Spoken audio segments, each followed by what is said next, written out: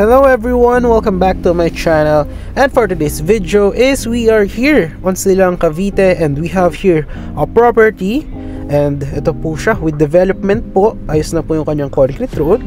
So any house design po siya, no required house design. So meron po tayo ditong 4 lots, and po meron pong tatlong corner na 150 square meter, isang inner lot.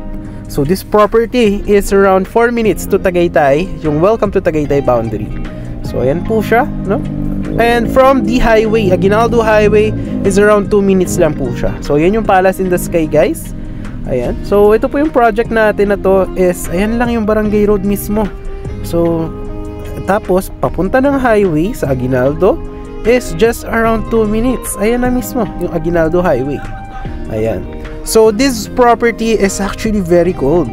This is around 490 meters above sea level. So dyan na po halos yung Tagaytay na boundary. Ayan po siya. So going to welcome to Tagaytay is around 4 minutes. Ayan na siya. Tapos this one is lalagyan na lang po siya ng lines for electricity and water, and pwede na po siyang tayuan ng house. Marami pong bilihan ng mga panggawa na materyales dito po sa Silang Cavite.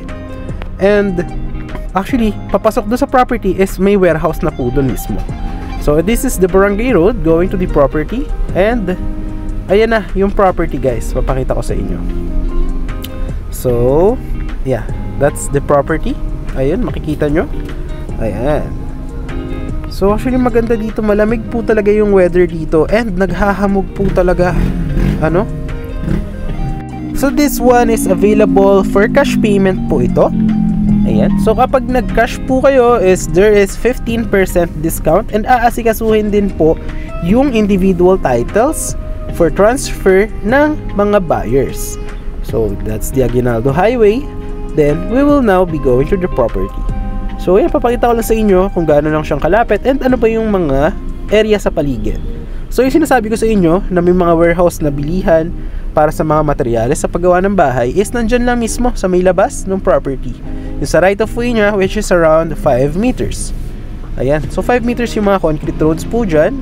And that's with drainages. Meron din po yung perimeter fences. Ayan siya. So ayun na. Nakita nyo na yung Barangay Road. Ayan. Meron po dyang warehouse na bilihan pang mga materyales ng bahay. Ayan. So this is for cash payment. So only 1 million lang po siya, no? Discounted po yan with 15% na discount po. So yung mga corner lot is just actually very affordable po, and lot is malapit na po siya mag-ready for use. Ayan. So yun lang siya. Ayun yung Barangay Road, ayun yung concrete road going to the property. So yan, pinakita ko lang siya sa inyo.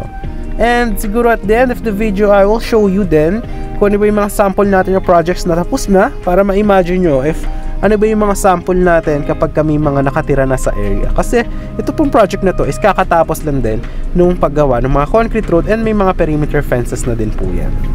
So kulang na lang po dyan is yung mga lines for electricity, water, and yung kanyang mga